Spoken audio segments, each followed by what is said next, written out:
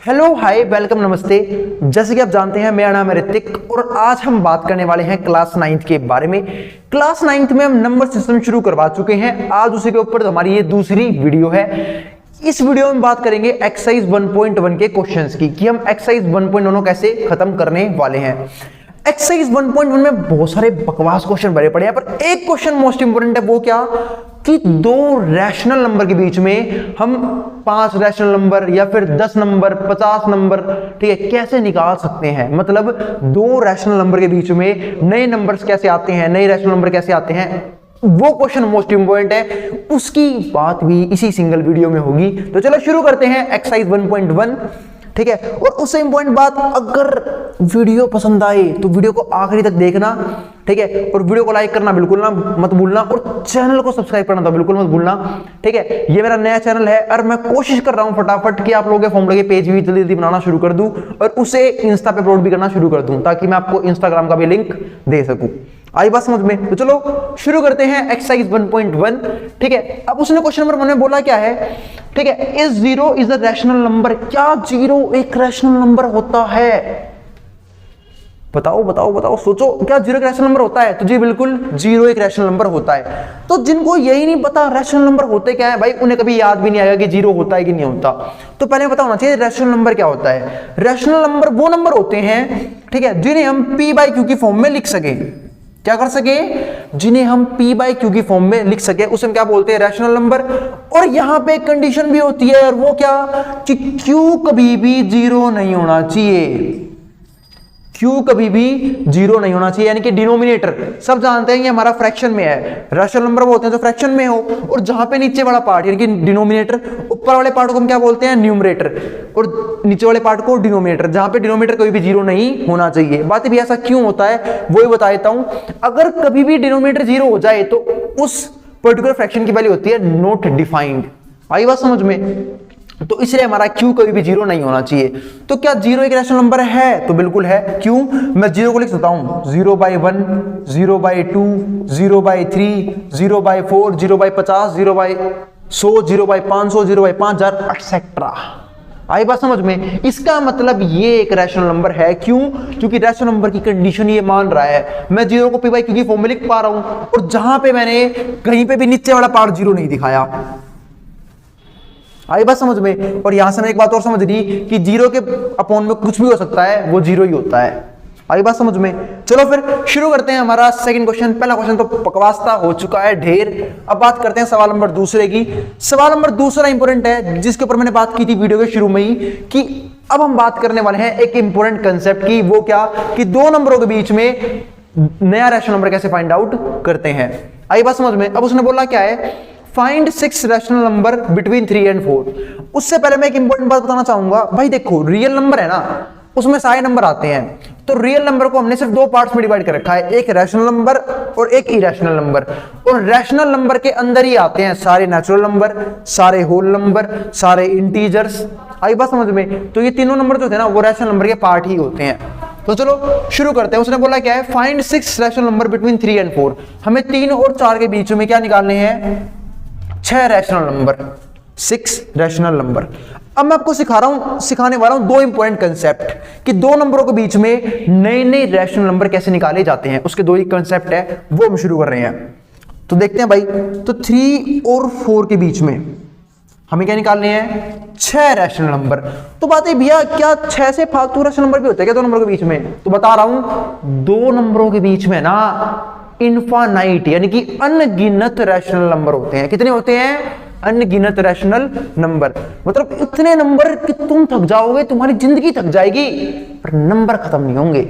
आई बात समझ में? तो चलो फिर देखते हैं 2 नंबर, 6 नंबर 3 और 4 के बीच में तो कैसे निकालेंगे।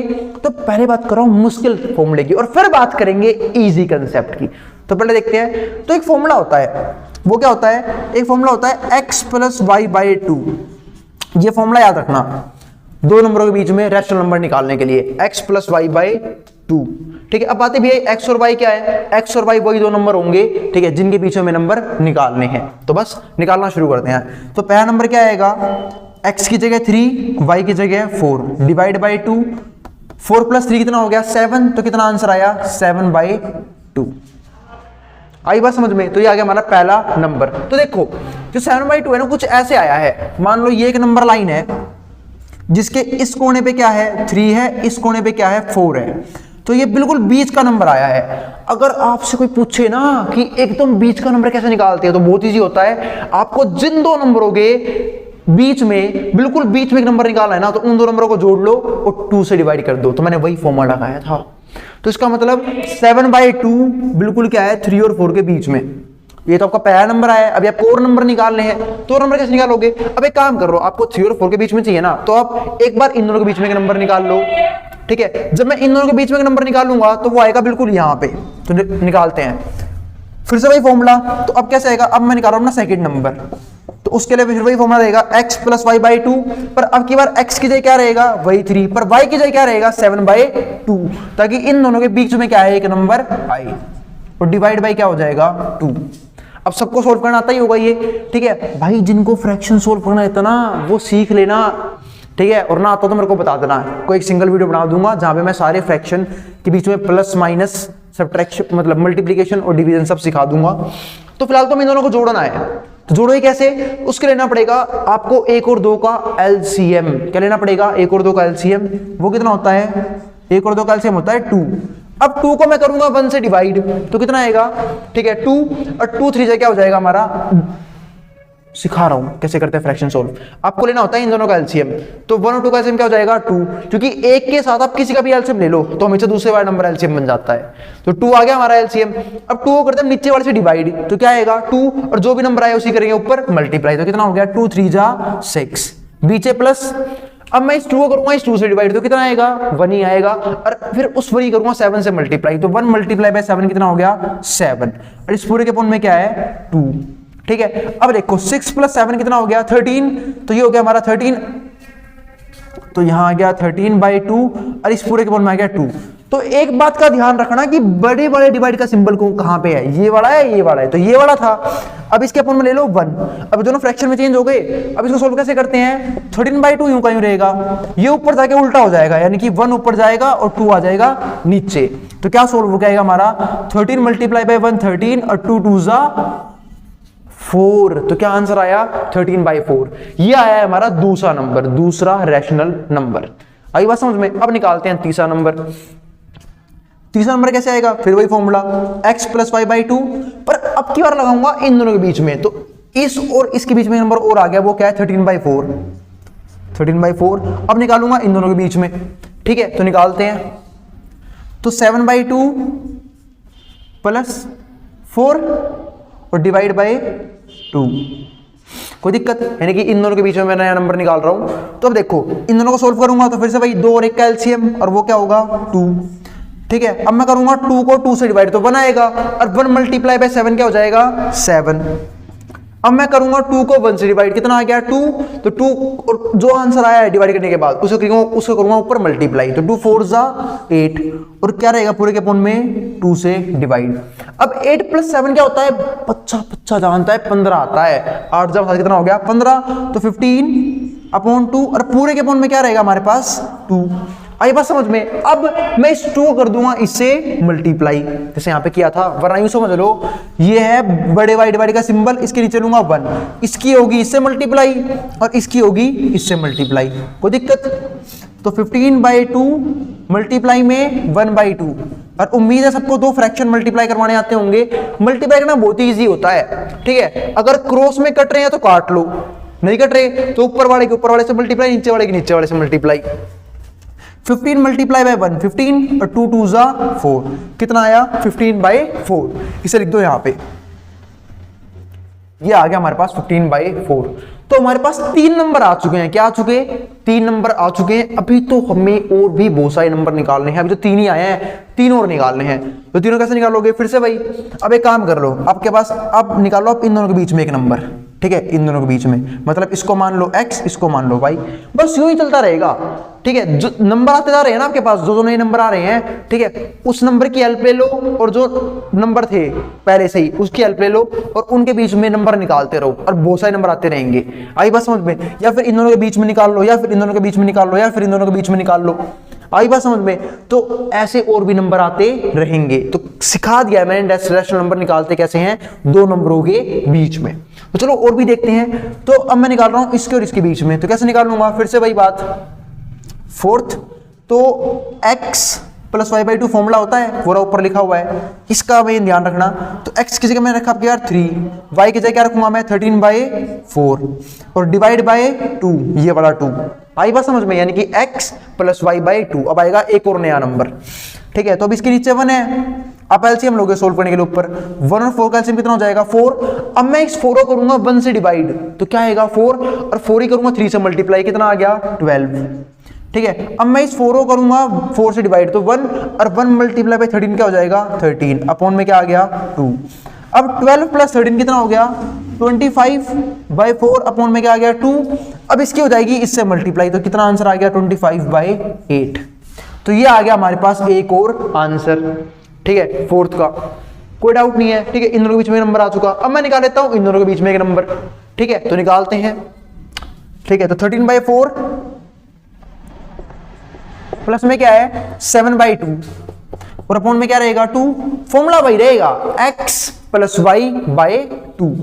तो सोल्व करते हैं। जब मैं सोल्व करने गया 2 और 4 का एलसीएम कितना होता है 4, तो 2 और 4 का एलसीएम हो गया हमारा 4। अब मैं 4 को करूंगा 4 से डिवाइड, तो सबको पता है जब 4 को 4 से डिवाइड करते हैं तो कितना आता है 1, क्योंकि 4 की डिटेल 4 कितने पे आता है 1 पे। अब जो 1 आया है 1 ये करूंगा मैं 13 से मल्टीप्लाई, तो कितना हो गया 1 मल्टीप्लाई बाय 13, ठीक है। अब मैं करूंगा 4 को 2 से डिवाइड, तो कितना आया 2 और 2 गुणा में 7 कितना हो जाएगा हमारा 14, यानी कि 14, अपॉन में क्या है 2। कोई दिक्कत। अब सॉल्व करते हैं इसे, तो 14 प्लस में 13 कितना हो गया 27/4 और ये है बड़े वाई डिवाइड का सिंबल, अपॉन में क्या है 2, इसके नीचे 1 ले लो। अब हम जानते हैं इस 1 की इससे मल्टीप्लाई और इस 2 की इससे मल्टीप्लाई, तो 1 मल्टीप्लाई बाय 27 कितना हो गया 27 और 2 मल्टीप्लाई बाय 4 कितना हो गया 8, कितना आंसर आया 27/8। ये आया हमारे पास एक और नंबर।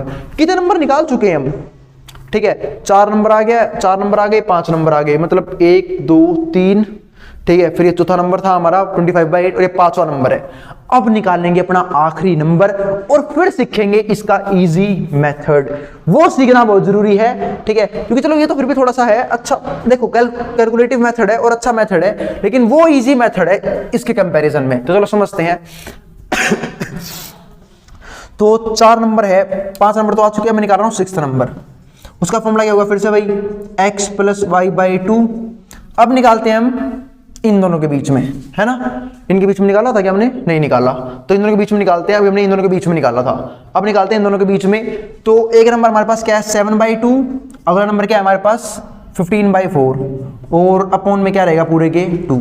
एलसीएम लूंगा 2 और 4 का एलसीएम कितना हो जाएगा, सब जानते हैं 4 होता है, तो 4 आ गया।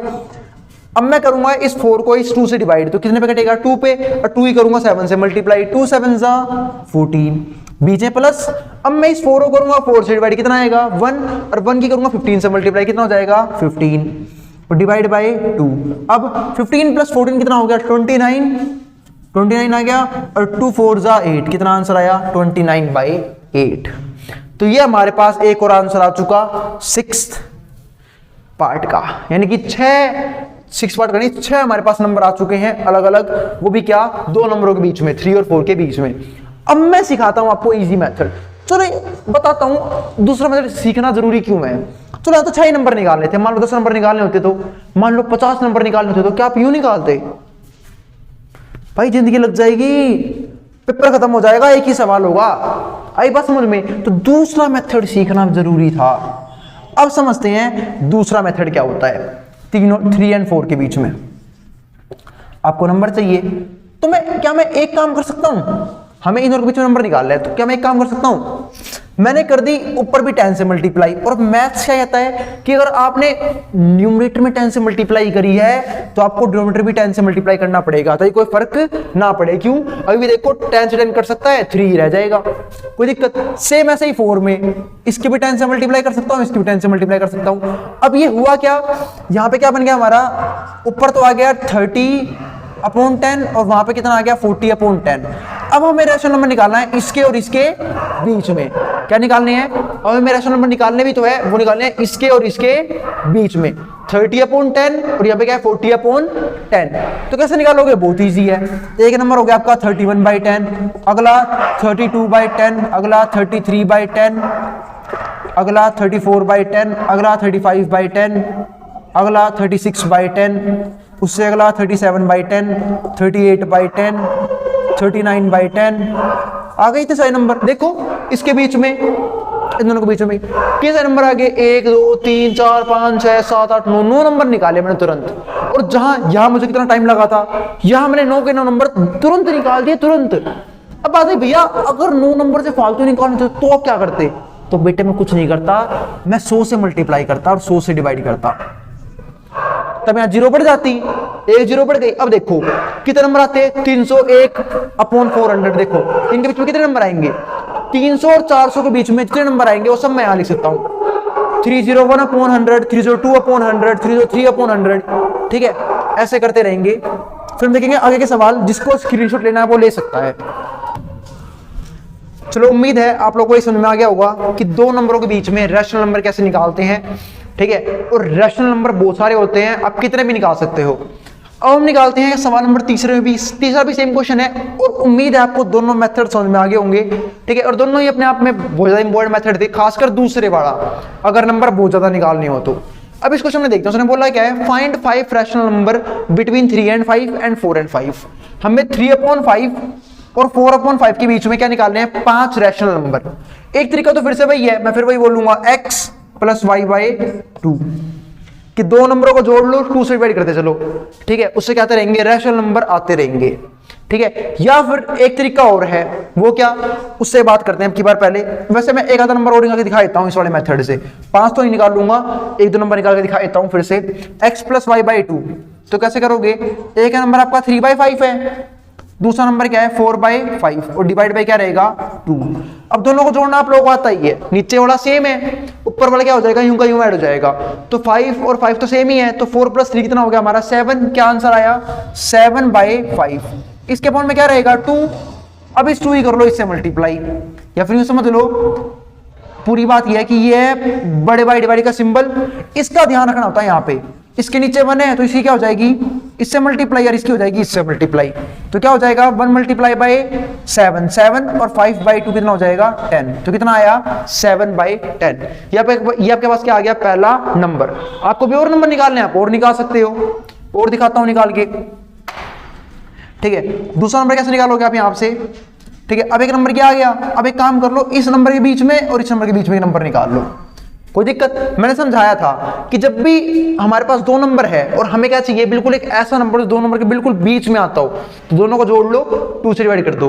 तो ये जो 7/10 है ना, ये बिल्कुल कुछ ऐसा है कि यहां पे है 3/5 और यहां पे है 4/5 और बिल्कुल बीच में क्या है, ठीक है 7/10। आपको भी और नंबर चाहिए इन दोनों के बीच में, तो एक काम कर लो, आप इन दोनों के बीच में एक नंबर निकाल सकते हो। ठीक है, कैसे निकालोगे, इन दोनों को जोड़ लो। तो 3/5 प्लस में 7/10 तो जोड़ते हैं, तो और डिवाइड बाय 2, सेम वही फॉर्मूला, दोनों को जोड़ना है। तो 5 और 10 का एलसीएम कितना हो जाएगा, एलसीएम लेना सबको आता होगा।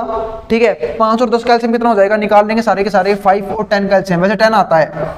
ठीक है, बताऊंगा क्यों।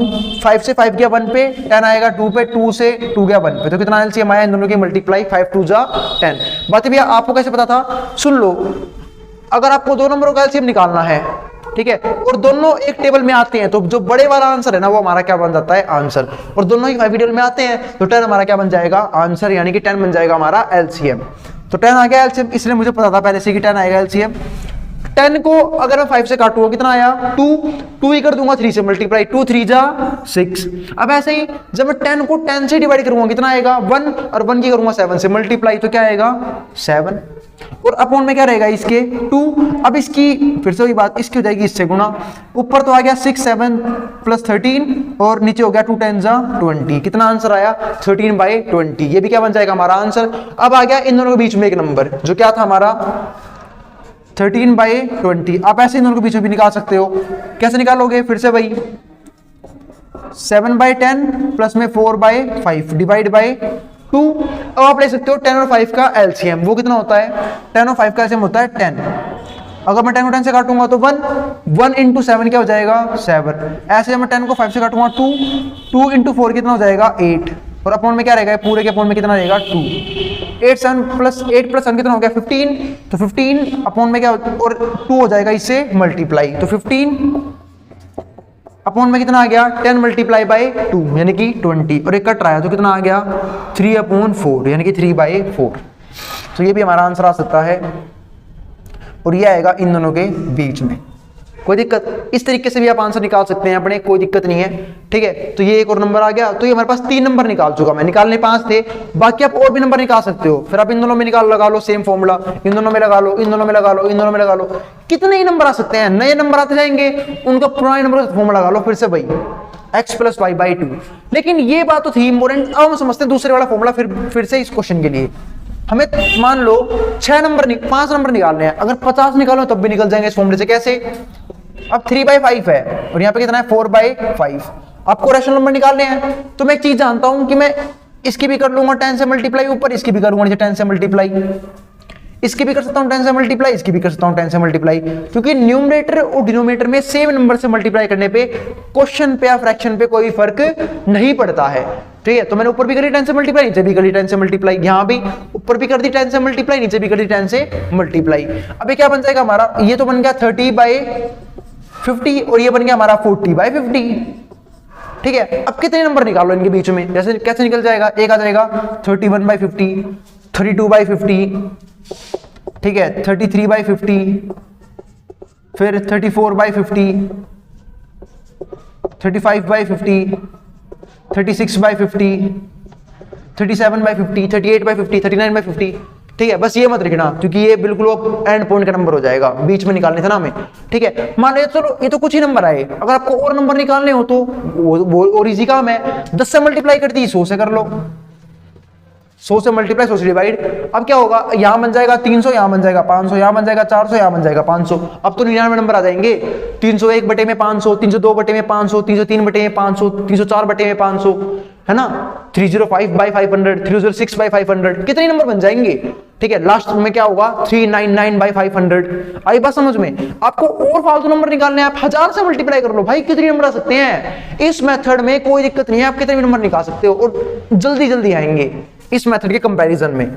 आई बात समझ में। तो मैं आपको ये वाला कंसेप्ट सिखा चुका हूं कि दो रैशनल नंबर के बीच में हम बहुत सारे रैशनल नंबर कैसे निकालते हैं। आई बात समझ में। अब हम बात करते हैं अपने आखिरी सवाल की। तो भाई मैंने अपनी एनसीईआरटी की बुक खोल ली है, एक्सरसाइज 1.1 है, सवाल नंबर 4 मैंने निराश सीधा पढ़ रहा हूं। उसने बोला क्या है, state whether the following statement are true और फॉल्स, मतलब ट्रू और फॉल्स क्वेश्चन है, और इसमें तो आप तुक्के भेजने जानते ही हो, पर भाई तुक्के नहीं भेजने, सही आंसर लिखना है। Give reason for your answer, हमें आंसर के रीजन भी देने हैं। उसने पहला क्या बोला, every natural number is a whole number, क्या सारे नेचुरल नंबर होल नंबर होते हैं। बिल्कुल सही है, ट्रू। क्यों, देखो भाई जो नेचुरल नंबर होते हैं ना, अब मैं अपना आंसर वेरीफाई कर रहा हूं, जो उसने बोला है ना, अब नेचुरल नंबर होते हैं ना 1 से शुरू होते हैं, 1 2 3 और चलते चले जाएंगे इनफाइनाइट तक। और अगर मैं बात करूं होल नंबर की, तो होल नंबर होते हैं 0 1 2 3 और ये चलते रहेंगे इनफाइनाइट तक, जाएंगे ये भी इनफाइनाइट तक, ठीक है। तो मैंने देखा होल नंबर में ना एक नंबर एक्स्ट्रा ऐड है, वो क्या है 0। तो क्या मैं बोल सकता कि सारे नेचुरल नंबर होल नंबर है, क्यों, क्योंकि सारे नेचुरल नंबर होल नंबर में तो आ ही रहे हैं, तो हर एक नेचुरल नंबर होल नंबर तो होता ही है। पर क्या मैं इसका उल्टा बोल सकता हूं कि हर एक होल नंबर नेचुरल नंबर होता है, गलत हो जाएगा। हर एक होल नंबर नेचुरल नंबर नहीं हो सकता। बात है क्यों भैया, क्योंकि होल नंबर में 0 भी होता है और 0 नेचुरल नंबर में नहीं आता है। आई बात समझ में। तो इस बात का ध्यान रखना, होल नंबर में 0 भी आता है लेकिन 0 नेचुरल नंबर में नहीं आता है। तो हर एक होल नंबर नेचुरल नंबर नहीं हो सकता, क्योंकि 0 एक नेचुरल नंबर नहीं है, ठीक है। लेकिन हर एक नेचुरल नंबर होल नंबर जरूर हो सकता है। सेकंड क्वेश्चन पढ़ते हैं, every integer is a whole number, क्या सारे इंटीजर होल नंबर होते हैं। फॉल्स। भाई इंटीजर में तो -5 नंबर भी आते हैं, -1 -2 -5 -500 -5000 -5 लाख, ये भी तो आते हैं। पर क्या होल नंबर में नेगेटिव नंबर दिख रहे हैं आप लोगों को, नहीं। तो ये बात गलत बोल दी उसने, every integer is a whole number, नहीं भाई जरूरी नहीं है। पर क्या इसका कन्वर्स ट्रू है, इसका कन्वर्स ट्रू है। क्या हर एक होल नंबर इंटीजर होता है, होता है। हर एक होल नंबर, जो ये होल नंबर है, ठीक है, ये सारे क्या इंटीजर में आते हैं, बिल्कुल आते हैं, क्योंकि इंटीजर में 0 से लेकर इंफिनिटी तक सारे नंबर आते हैं। आई बात समझ में। पर हर एक इंटीजर होल नंबर नहीं होता। तीसरा पार्ट देखते हैं, every rational number is a whole number. क्या सारे रैशनल नंबर होल नंबर है? गलत बोल दिया उसने फिर से। क्या सारे रैशनल नंबर होल नंबर हैं? बिल्कुल गलत है। क्यों? रैशनल नंबर में तो 5/2 भी आएगा, 7/2 भी आएगा, 4/5 भी आएगा। क्या ये सारे आएंगे कभी भी? होल नंबर्स में आएंगे ही नहीं, क्योंकि होल नंबर फ्रैक्शन वाली वैल्यू तो लेता ही नहीं है। आई बात समझ में? तो इसका मतलब सारे रैशनल नंबर होल नंबर नहीं होते। पर क्या एक और क्वेश्चन पूछूं आप लोगों से, क्या सारे होल नंबर होते हैं रैशनल नंबर? बिल्कुल होते हैं, सारे होल नंबर रैशनल नंबर होते हैं। क्यों? क्योंकि मैं सारे होल नंबर के अपॉन में 1 लगा सकता हूं, सभी के अपॉन में 1 लगा सकता हूं, और एक तब ये क्या बन जाएगा? p/q की फॉर्म में। और p/q की फॉर्म में बन गया तो रैशनल नंबर जरूर बन सकते हैं। आई बात समझ में? मतलब कन्वर्स ट्रू है, पर जो हमारा पहले का आंसर क्या आया? ट्रू। बाकी दोनों में क्या आया? Answer false. तो उम्मीद है आप लोगों को एक्सरसाइज 1.1 अच्छे से समझ में आ गई होगी। और भाई पहले बता रहा हूं, जब एक्सरसाइज क्वेश्चन करवाऊं बुक खोल के बैठ जाना। आई बात समझ में? इसके बाद हम बात करेंगे अगले टॉपिक की, यानी कि इरेशनल नंबर की। अगला जो कंसेप्ट है ना वो ही है इरेशनल नंबर की। इरेशनल नंबर क्या होते हैं, ठीक है, कैसे आए थे, क्या आए थे, उसके ऊपर बात करेंगे। तो उसकी बात होगी अगली वीडियो में। इस वीडियो को हम यहीं पर रोकते हैं। एक्सरसाइज 1.1 खत्म हो चुका है, जहां पे हमारा मोस्ट इंपॉर्टेंट कंसेप्ट क्या था कि दो रैशनल नंबर के बीच में हम और रैशनल नंबर कैसे निकाल सकते हैं। मिलते हैं फिर अगली वीडियो में। जिसको स्क्रीनशॉट लेना है मैं हट रहा हूं बोर्ड के सामने से, वो ले सकता है स्क्रीनशॉट, या फिर उतारना है तो उतार भी सकते हैं।